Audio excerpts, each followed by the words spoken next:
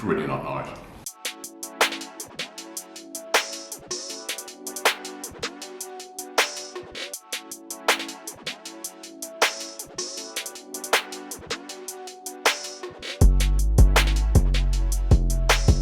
Hello, welcome to the February newsletter of Let's Talk Shop, and of course, February's tutorial. So, in my hand, right here now, there should be a delicious box of chocolates from Hotel Chocolat.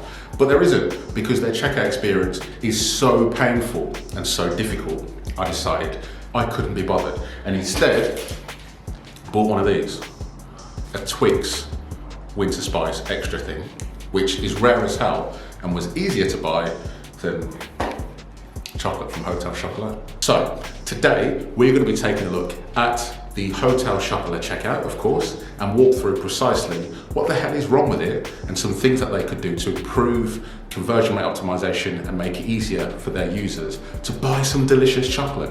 So that's what we're going to be talking about in today's tutorial. Let's Talk Shop. Tutorial is all about Hotel Chocolat and chocolate, because it's February and Valentine's month, and why the hell not? Okay, so here we are, sitting at my computer, and of course, I am going to start sharing my screen. Here we go. Right, so here we are. Now we can of course see the Hotel Chocolat. It's pink, it's red, it's full of hearts and stuff. Of course, it's February. It's Valentine's Day soon, although when this tutorial goes out, Valentine's Day will have probably just passed. But still, nonetheless, it's an important time. It's February, chocolate's a big deal, right? So what we're going to do now is before we get to the checkout, just take a look at a couple of quirks that kind of wind me up on this website. So first of all, let's go to gift ideas and best-selling chocolate gifts. Why the hell not? So my first gripe here is this. There's a lot of customers, MVPs, VIPs, promoters of Hotel Chocolat who know exactly what they want because they might buy it every month or every time they're feeling special, or buy their husbands or wives or girlfriends, boyfriends the same thing every year. You know, consistency is important. And as a result, you just want to buy what you want to buy, or equally, you don't really want to know any more information. You've just seen something you really like and you want to buy it. So why can't I quickly just add an item to the basket? Well, that's how it looks on the surface. Actually, you can. It's just a little bit trickier to work out. What you have to actually do is hover over the image, and then you get this quick buy call to action pop up. So if I click that, oh, hold on, we want to pick something that's actually in stock. Let's do that. So, quick buy, add to bag. Let's have a few more of these. Salted caramel chocolate cream liqueur. That sounds pretty nice. Let's put that in our basket. All right, so we've got a couple of things in our basket now. If I go to checkout, and this is where the fun starts. So, first things first. See these two call to actions down here? They're grayed out. And I don't like it when these things are grayed out, because the challenge you have here in these particular situations, they look like they're disabled, they look like they aren't active, and of course they are. Now, I appreciate this is a frequent debate that you have in the world of e-commerce. Do you make your discount code field nice and visible, which makes it easier for people that have a discount code to apply it? But on the flip side, it also kind of overly advertises the opportunity to get discount, and then people can often get distracted chasing down discount codes on third-party sites. You lose additional margin via these affiliate, checkout coupon code websites, right? Like vouchercodes.co.uk or whatever. It's a tricky balance, but if you're going to do it, that's cool. But maybe just have it as text rather than a disabled looking call to action button. And equally, if you're colorblind, right, these colors are really close together, which is going to make it particularly difficult for someone to go ahead and buy, right, or use these particular parts of functionality. This is almost just like a bit of delivery information, and of course got a discount code, you can go through a discount code. But here as well, it's not particularly clear. Need help? Not yet. You see my point. So let's continue on. So if I go to checkout securely, checkout as guest, big thumbs up, right? just removing as much friction as possible and preventing people to have to register and go through that process. You can if you want to, but you of course don't have to, which is great. But this is another gripe of mine. You see these three options here. They're all greyed out. Delivery and gifting, billing, and summary and pay are all greyed out. So it doesn't make it very clear to understand where I am as a user right now. What I'd probably advise they do is have another option here, or just avoid showing these three options altogether until one of those is applicable. So let's go for checkout as guest right now, should I say. Now, another gripe of mine. I'm on a desktop, as you can see, and I appreciate that in the world that we live in, there's almost like a 60-40% split of users right now, with the greater share pretty much being mobile. And in some cases, and with some clients, I've seen it as high as 70% because everybody's at home, everyone's kind of on their phones and stuff like that. So, but what we do know, and what we see consistently time and time again, is that conversion is typically greater on desktop than it is on a mobile device.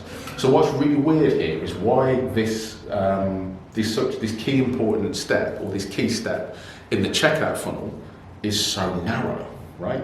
Really, really narrow, like I'm almost on a mobile device, or it's been built with mobile in mind. Now, building with a mobile first mindset makes a lot of sense, but this is taking it maybe a little bit too far, because there's a lot of usable space here. Like, show me more of my product summary, you know, further information, additional trust signals to kind of allow me to feel at ease for the fact that I'm shopping with Hotel Chocolat, right? Maybe give me a countdown timer telling me I need to complete my purchase within 30 minutes, otherwise my basket gets allocated elsewhere or put back into stock. But then another thing that kind of winds me up is the fact that these labels are quite small. They're not tiny, but they're a bit on the small side, which makes it a little bit difficult. Anyway, enough moaning. Let's fill out this form. So, email address. Can I spell my own name? Yes, I can. Okay, delivery contact number. No, I missed out the address on purpose, and I'll show you all in a second. So 0121. Nearly put my own number there. That would have been interesting. All right. Look at this. It's grey. Another thing that's disabled, and I really don't like. I personally, so anyone who does this kind of validation, I'm coming for you, all right? Because it really winds me up, and I'm sure it winds up so many customers as well. Why are you penalising me for making a mistake? I want to spend money with you, don't make me feel like an idiot. What I mean by that is, don't disable the button. Like, allow the button to be clicked on, and then show me where the error is that I need to go and fix. Is my phone number wrong? Have I missed a particular field out? Do I need to tick a terms and conditions box? Show me where the problem is. Don't make me play detective and have to try and work out where everything is, right? Rant almost over, but watch this. Let's throw in an address. So let's say I want this thing delivered to Tesco, because why the hell not? So I've now put in the address, right? You can see email address, cool. That's an optional field, so I don't need to select that. My name, first name, last name, country, address is selected, phone number's in, that's an optional field. Why is it still greyed out? Why is it still greyed out, Hotel Chocolat? Tell me, so I can buy your damn chocolates and not eat this thing, which has now been eaten. It wasn't that nice. Anyway, my point is, why is it still disabled, right? So if I'm clicking any of these fields to try and get that validation to rejig itself, still not happening. Email address, still not happening. And it's not working, right? So what is going on here? If I add in another phone number here, if I add in a title here, still disabled, right? The only way I've managed to work out a way to get through this is to change this field. I don't know why this field makes it change, but it does. And then it's unlocked. So Hotel Chocolat, web dev team, checkout team, product team, CRO team, however many teams there's to hear about this, get on this, all right? Okay, so checkout as guest. Now, we're here. And let's just say, for example, that, I've forgotten something. I want to add something to my basket. All right, cool. So we'll go back to the home page. I want to add some chocolate boxes. Let's do that. With love H box, 13 quid. Jesus Christ, that must be love. Right, so check out securely. Look at this. Check out as guest. Oh, empty form. I have to fill out all my information again because Hotel Chocolat couldn't be bothered to store that information for me. Why? Why are you making it so difficult for me to buy your delicious chocolates? Why? Why? Okay. Right, so we're going to fill out this form again because we have to. hello@lukecarthy.com.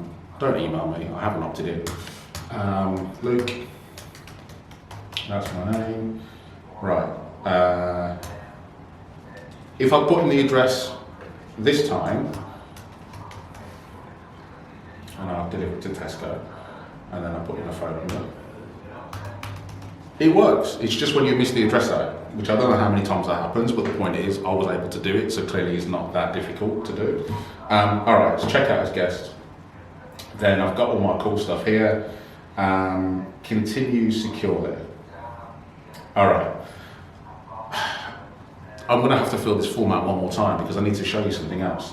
You see how now we've got this, these three kind of, allow me to see which part of the checkout process I'm in. We've now got that alerted, which is great. We've now got that highlighted, which tells me delivery and gifting phase. Brilliant.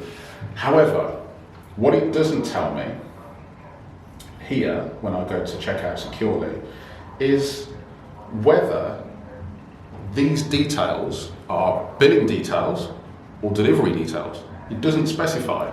And different e-commerce websites do it in a different order. So for example, with WooCommerce, I believe it's billing information first, and then you have a tick box to send to a different delivery address further down the page.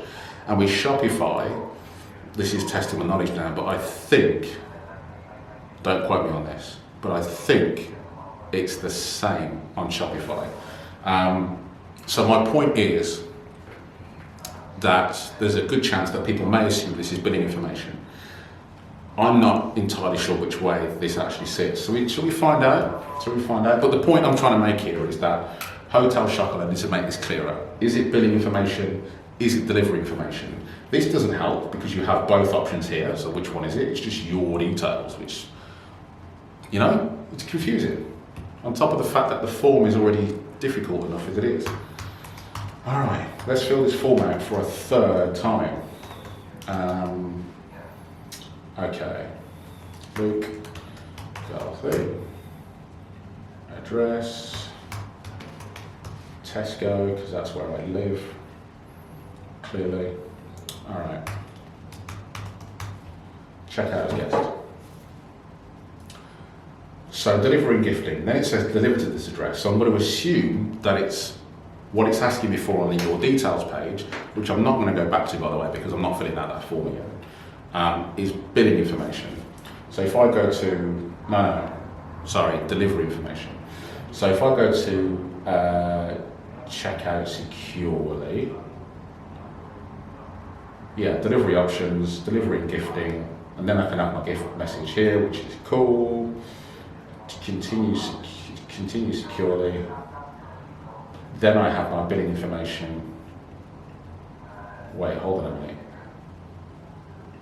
What if I want to add a different billing address? How do I do that? I'm actually scared to go back in case I lose all my information. Alright, so if I go back, how do I specify a different billing address here? Back again.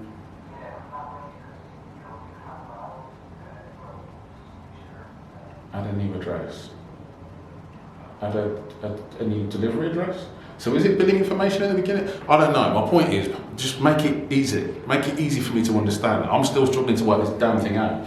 And maybe I am stupid, but it's just make it so I don't have to think. All right, so check out securely. Anyway, I'm delivering this to where I live at Tesco because I'm tired. Check out securely, and then you can choose your payment types, and there you go. That's how you edit the address. All right, cool. It's a mess. Is the point I'm trying to work out. It's not easy. It's not synonymous. It's not. frictionless, it has its issues, and I kind of wanted to create this video to kind of make it apparent that, you know, making a checkout better doesn't have to be rocket science, it just has to be made really, really simple, really easy, and as quick as possible to get through from adding my products to the basket, to get into the basket, to putting in the information I need to, and to run away with my chocolates, rather than having to eat that horrendous Twix. Alright, moving on. That's it for this tutorial. We've looked at Hotel Chocolat. We've seen me get really disappointed at a really terrible choice in chocolate. And yeah, that's it. I will see you in the next newsletter.